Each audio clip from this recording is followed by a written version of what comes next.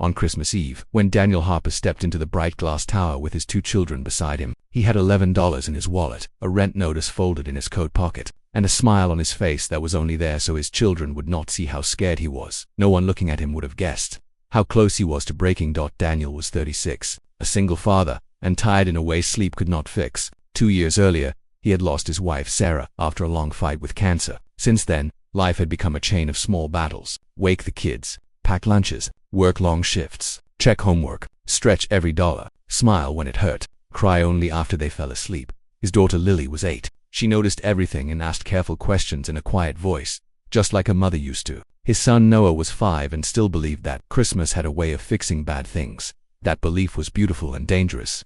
Daniel worked in building maintenance for Brooks Financial Group, one of the biggest companies in the city. The office tower was usually full of important people. Fast footsteps, expensive coats, and conversations about money Daniel could not imagine having. But on Christmas Eve it was nearly empty. His babysitter had cancelled that afternoon because her own grandson got sick. Daniel had no family nearby, and missing his shift was not an option. Holiday pay was the only reason he thought he might still make rent before the end of the month, so he had picked up Lily and Noah from the church Christmas program and brought them to work. "Remember," he said softly as they entered, through the side employee door, "stay close to me, don't run around, and if anyone asks, you're just waiting until Daddy finishes, okay? We'll be good," Lily said. Noah looked up at the giant lobby tree, his eyes wide. "This tree is bigger than our apartment."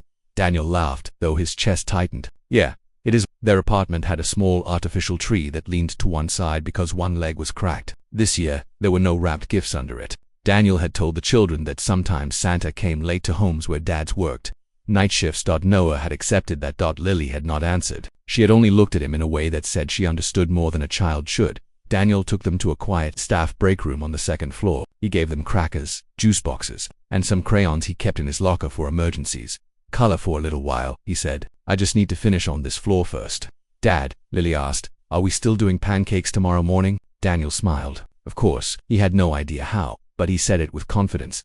As he turned to leave, the break room door opened. A woman stepped in, brushing snowflakes from the shoulders of her dark coat. She looked to be in her late 30s, maybe early 40s, elegant without trying, with tired eyes that did not match the expensive watch on her wrist. She paused when she saw the children. "Oh," she said, "I'm sorry. I didn't know anyone was in here."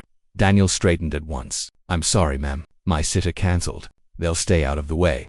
The woman looked at Lily and Noah, then back at Daniel. Her expression softened. "You don't need to apologize," she said gently. Noah pointed to the hot chocolate machine in the corner. "Dad said we can't use it because it costs too much."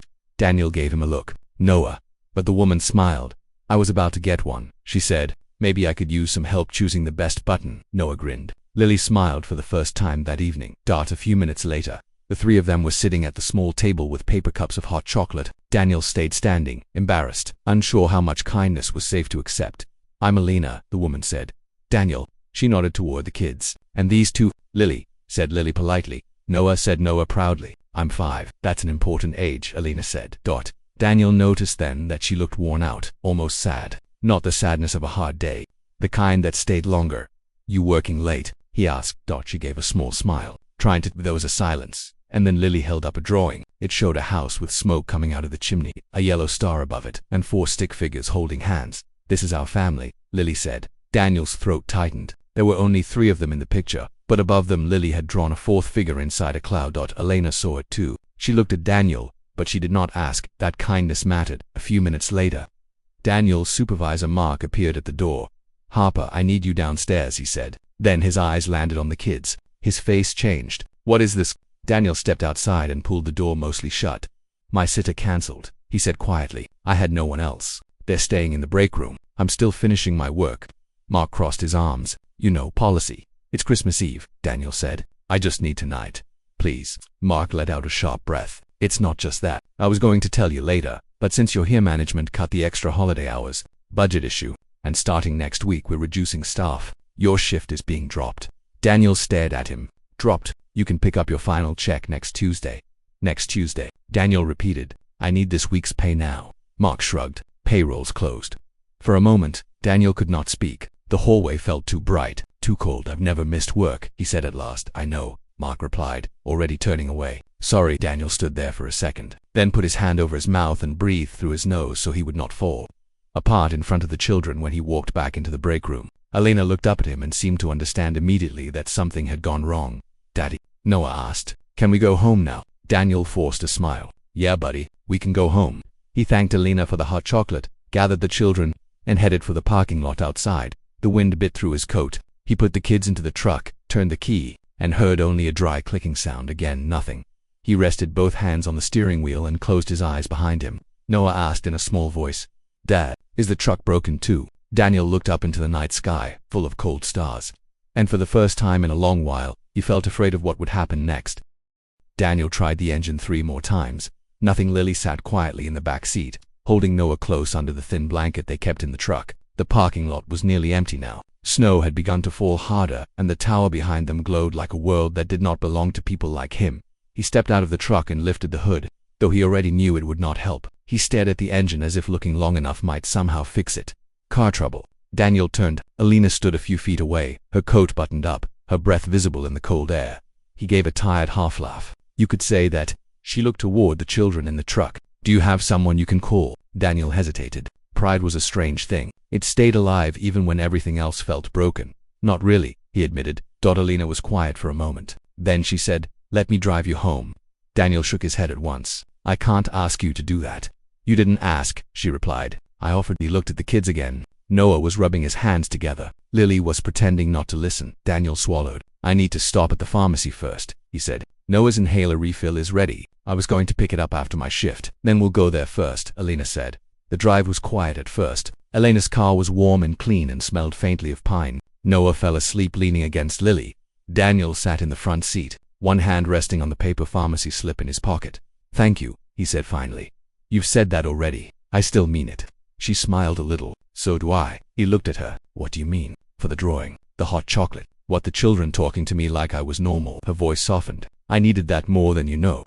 Daniel did not push, but after a pause he said, rough Christmas. Elena looked out the window. My father died in March. He built the company I worked for. He loved Christmas. This is the first one without him. She gave a short breath that was almost a laugh. Everyone keeps expecting me to be strong, polished, thankful, productive. I'm good at acting like I'm fine. Daniel understood that sentence better than most people would. At the pharmacy, Daniel stepped to the counter and gave Noah's name. The pharmacist found the inhaler and told him the price. Daniel handed over his card. The machine declined it. He tried again. Declined. I'm sorry, the pharmacist said. There may be a hold on the account. Daniel felt the heat of shame rise up his neck. He looked behind him. Elena was standing near the cold medicine aisle, pretending not to watch. It's okay, he said quietly. I'll come back. He turned, but Elena was already walking forward. Add it to mine, she told the pharmacist. Daniel froze. No, I can't let you do that. She met his eyes. This is medicine for your son, not a luxury. Please don't make this harder than it already is. He wanted to refuse again. He wanted to prove he could still carry his own life. But then Noah coughed a deep, rough cough from the waiting chairs. Daniel looked at his son and nodded once. Thank you, he said. And this time the words felt heavier when they reached Daniel's apartment building. Another problem was waiting. His landlord, Mr. Keene, was standing by the front steps with his hands in his coat pockets. Daniel called. I've been trying to reach you. Daniel's body tightened. He knew that tone. I've had a long day, Daniel said. Can we talk after Christmas? Mr. Keene lowered his voice, but not enough. You're behind again. I need at least part of the rent by Monday. Lily's hand slowly slipped into Daniel's. I'm trying, Daniel said. I know you are. The landlord replied, not unkindly. But I've got bills too. Elena stood back saying nothing, but Daniel could feel the weight of the moment. He had never felt smaller. Inside the apartment, the heat was weak. The tree stood in the corner with 2 strings of old lights, only one of them working. On the table were a loaf of bread, peanut butter, and the pancake mix Daniel had been saving for morning. Noah brightened when he saw the tree. It still looks nice, he said. Daniel smiled and brushed his hair. Yeah, buddy, it does. Elena stood near the door. I should go. But Lily stepped forward and held out the paper angel ornament she had made earlier. This is for you, she said, because you were kind to us. Elena stared at it for a second, then accepted it with both hands. No one's given me a Christmas ornament in years, she said softly. She left after that, and Daniel thought maybe that was the end of it. He fed the children simple sandwiches, read them a story, and tried to act normal. Later, when he tucked them into bed, Noah's breathing sounded a little tight. Daniel gave him the new inhaler and kissed his forehead around 10 o'clock. Just as Daniel sat down at the kitchen table to figure out how $11 could become a miracle, he heard coughing from the bedroom. Then more coughing, then a frightened voice. Dad. Daniel ran in. Noah was sitting up, struggling to breathe. The inhaler helped, but not enough.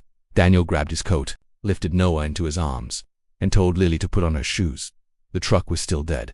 His hands shook as he looked around the room, thinking. Then he saw the small card Alina had left on the table near the ornament box. She had written her number on the back in case the truck still gave him trouble.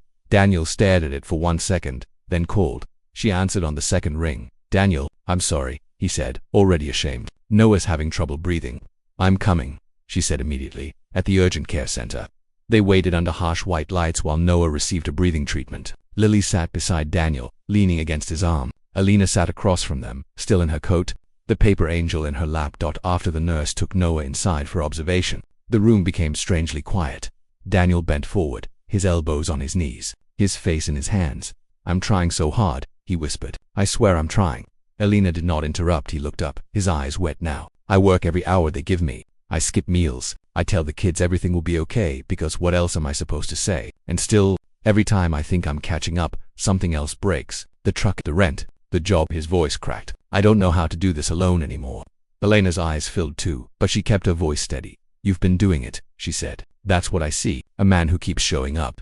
Daniel laughed bitterly. "Showing up doesn't always save you."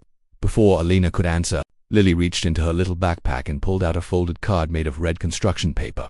"I was saving it for the morning," she said softly, "but maybe you need it now."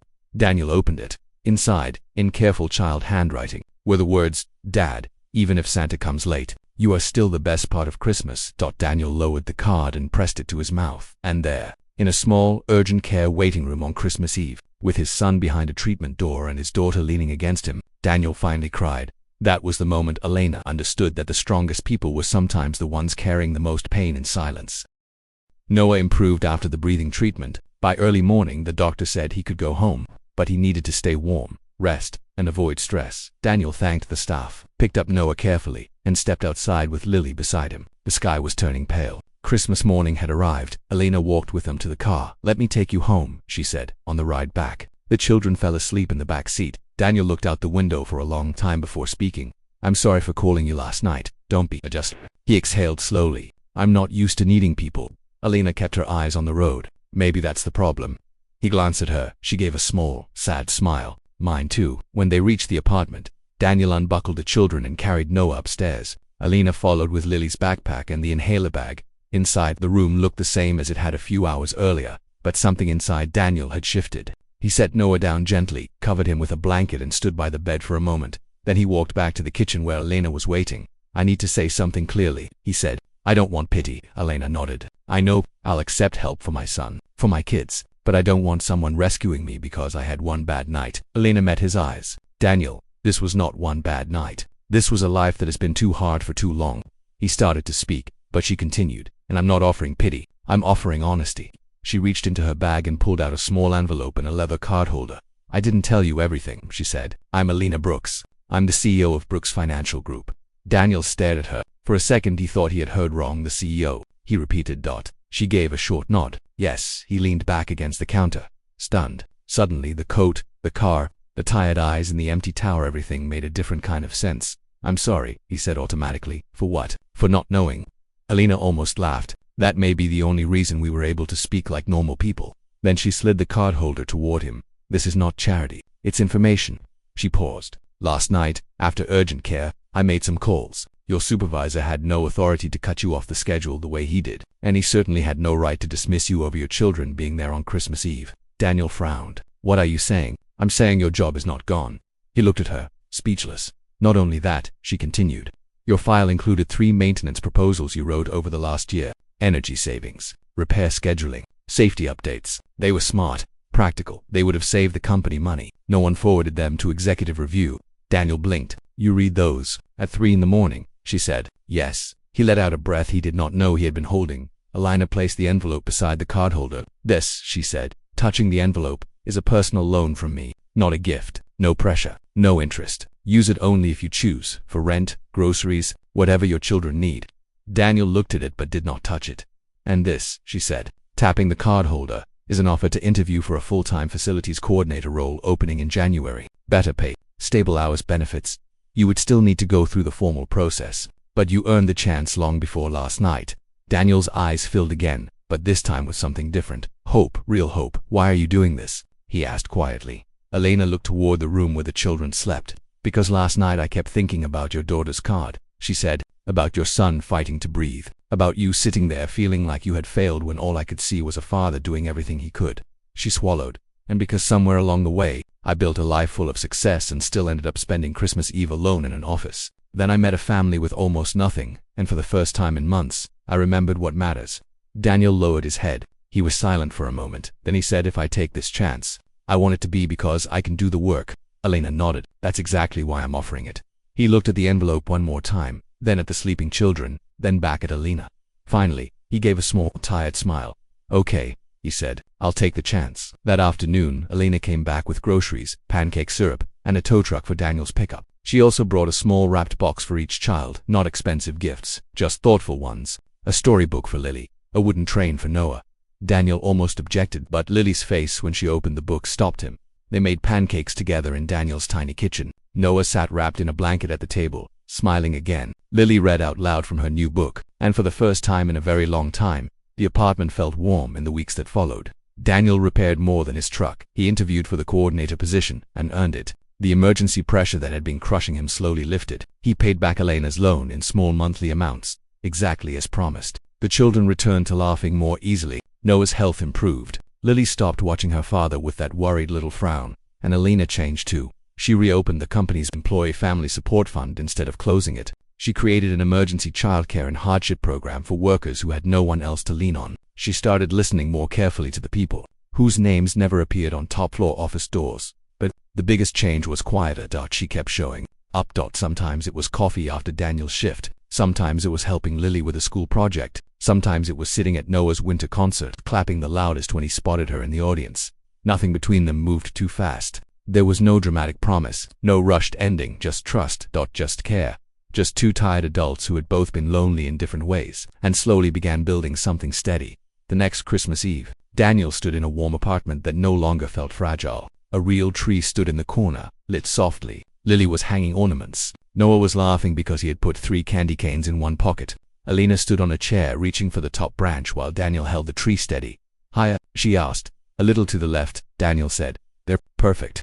She placed the paper angel Lily had given her the year before at the very top. Then she climbed down, and Noah ran over to hug her legs. Daniel looked around the room at his children, at the tree, at the woman who had walked into their lives on the hardest night of the year, and he realized something the miracle had not been money. It had not been a job. It had not even been timing. The miracle had been this. On the night he was closest to losing hope, someone had seen his pain, stayed beside him, and helped him believe that his life was not over. And sometimes, that is how miracles arrive. Not with noise, but with a door opening at exactly the right time.